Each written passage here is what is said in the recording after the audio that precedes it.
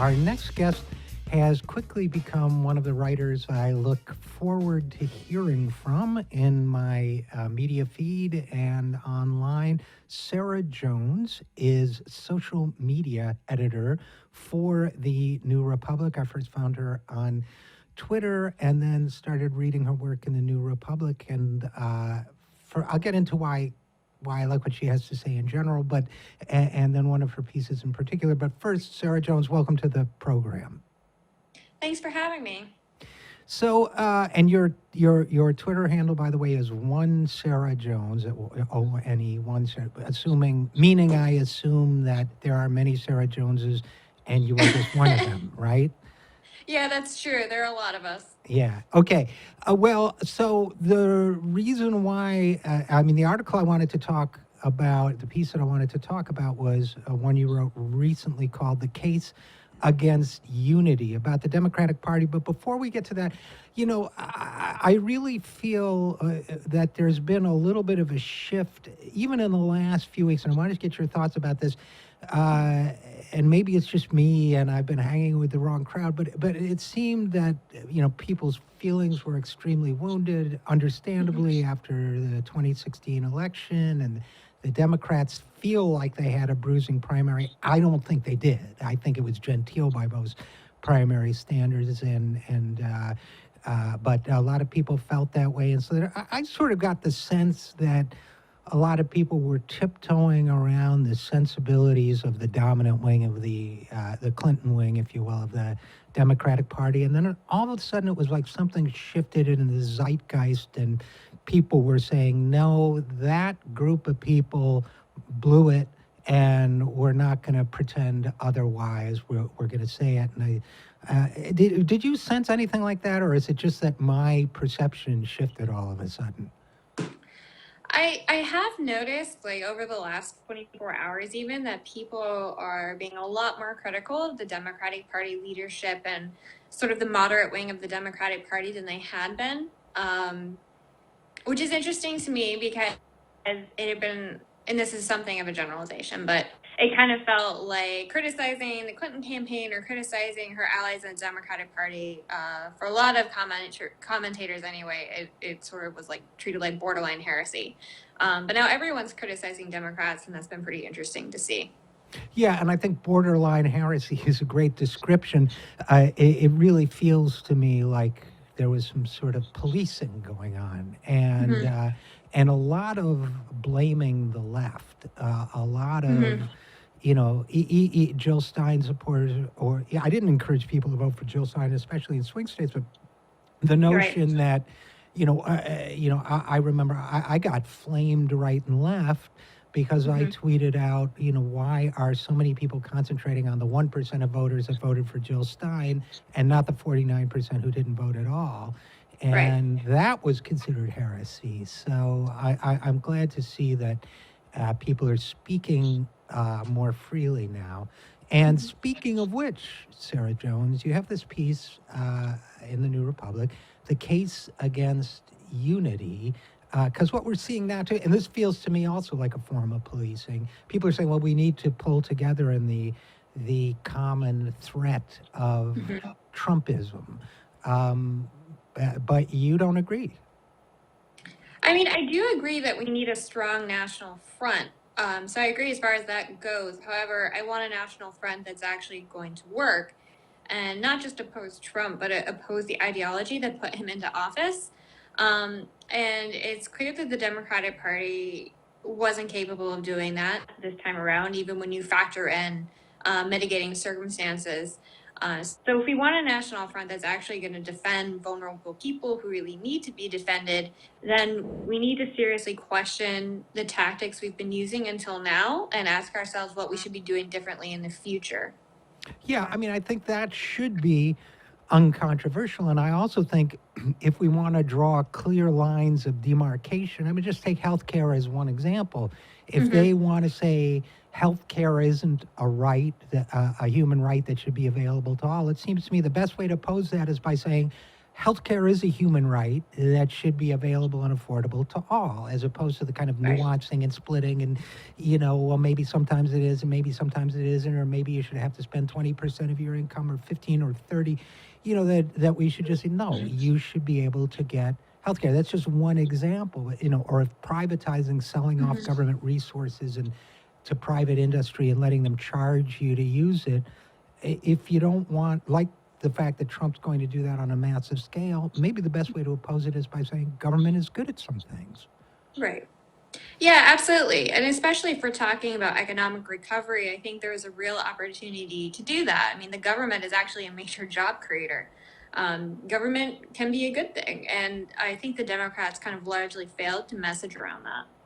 Yeah, no, I completely agree with that. So you start out in your piece, the case against unity. You start out by saying that the party coalesced around a deeply flawed and unpopular candidate. Have you gotten a lot of pushback for saying that? I still feel that's one of the things that gets policed. You're not supposed to say she was an unpopular candidate. You're supposed to say that Putin stole it and Comey stole it, and that's the only reason why it turned out the way it did. And besides, she got more popular votes. Right. I do think there's still some pushback as far as that goes. People are reluctant to admit that maybe, it was Clinton's candidacy herself. And I do think it's true that we still live in a very sexist country, and a lot of the criticisms directed at Clinton were rooted in a very old misogyny. But I find it very strange the way that the Democratic Party sort of behaved almost as if this was a coronation rather than a nomination process. This sort of anger at Sanders for announcing a competing bid as if she shouldn't have to compete for the nomination of the party. It was very strange. And I think it's prevented people from really casting a critical eye on her and what her campaign could have done differently. Yeah, I think that's right. And I think that, I think there's another, I personally think that identity politics, I mean, the distinction between the politics of identity, whether it's gender, race, or religion, or any other ethnicity, or any other characteristic, the idea that that's at war with, and I'm not saying, look, I was Bernie Sanders' writer in the campaign. I'm not saying he did a perfect job communicating on any issue. Nobody does a perfect job.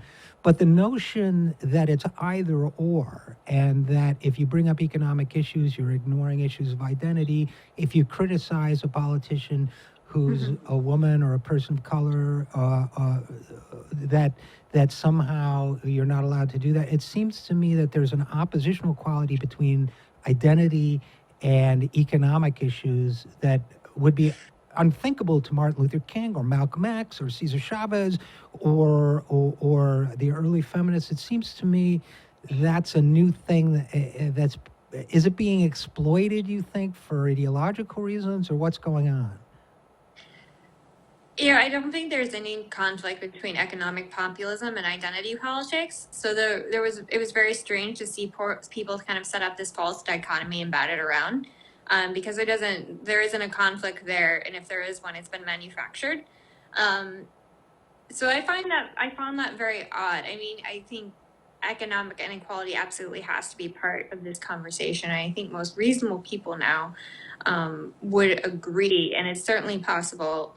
And indeed even necessary to criticize candidates who are from minority backgrounds like Hillary Clinton. And those criticisms aren't always going to be sexist. Sometimes they're just going to be rooted in, opinion or observations. And, the person making those criticisms isn't necessarily a sexist for doing it. Yeah, I actually heard the comment made that all the male progressives who had supported Elizabeth Warren and were now for president and were now opposing Hillary Clinton, that there's no contradiction because they wouldn't have really supported Elizabeth Warren if she had actually run. So it actually got to that point.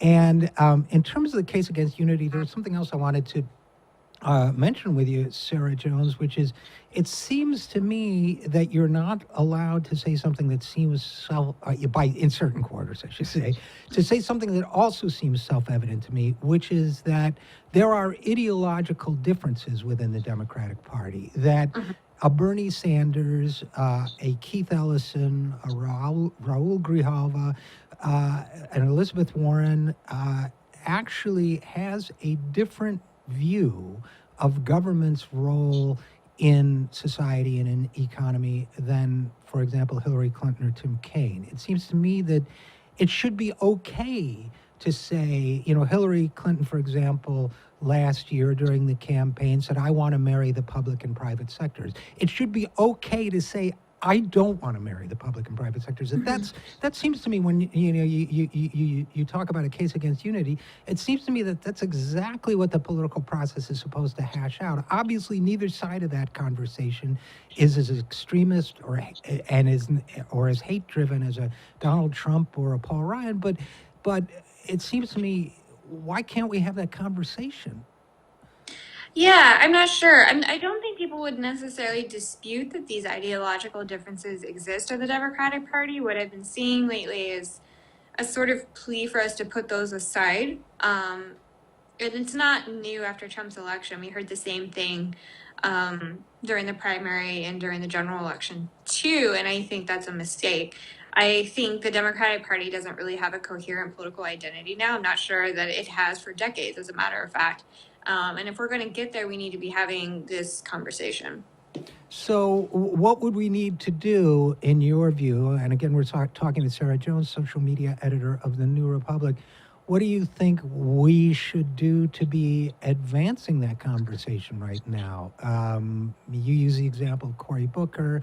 I've gotten an enormous amount of social media pushback I wrote a piece, and you also, and you alluded to, you also talk about this in your piece, but I wrote a piece about the 21st Century Cures Act, which lowered safety regulations, which Cory Booker and 12 other Democrats voted for before voting against a bill to allow Canadian importation.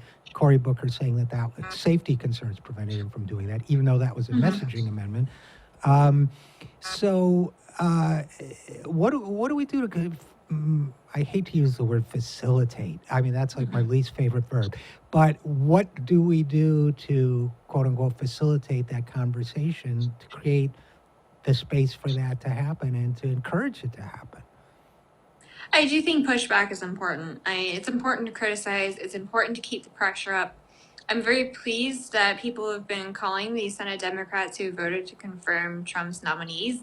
These are pretty free and easy protest votes that they should have been, willing to make. So I'm glad that people are mad about that. And I'm glad that they're calling their legislators. And I think that's one of the ways forward. I think it's important for people to run for office.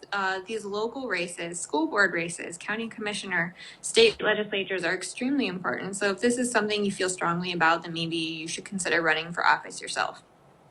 So last question for you, Sarah Jones, but it might be a big one. I was delighted to see you, among others, take up the issue of Markos Moulitsas, Daily Kos. I did a whole monologue on his piece about West Virginia coal miners, basically gloating that they were going to lose their health insurance because they voted for Trump. I mean, that to me is a kind of soul sickness, a kind of Democratic Party soul sickness that says, if you don't vote the way I want you to vote, I take upon myself the right to judge you, to assume I understand the entirety of your motives, and to condemn you to a hideous death. Am I being unfair? No, I mean, it is a hideous way to go. I'm from Appalachia. I'm from South West Virginia. It's a terrible way to die. It's long, it's slow, it's painful. And I don't think there's anyone on earth who deserves that kind of death, not even Donald Trump himself. And so I do think there's probably something deeply wrong with your moral compass if you think that it's acceptable to gloat about this. And it also just reflects an ignorance of the population you're talking about. First of all, they're not all white. And a lot of them did not come out to vote, which is not the same thing as voting for Donald Trump.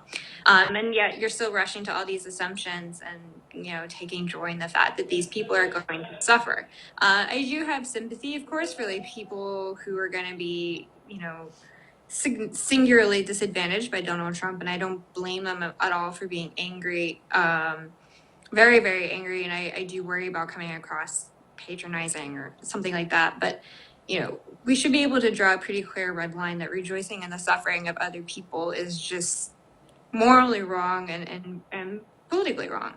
Oh, politically, it's disastrous. I mean, if you don't like big chunks of the population, then politics or activism is not the line of work for you.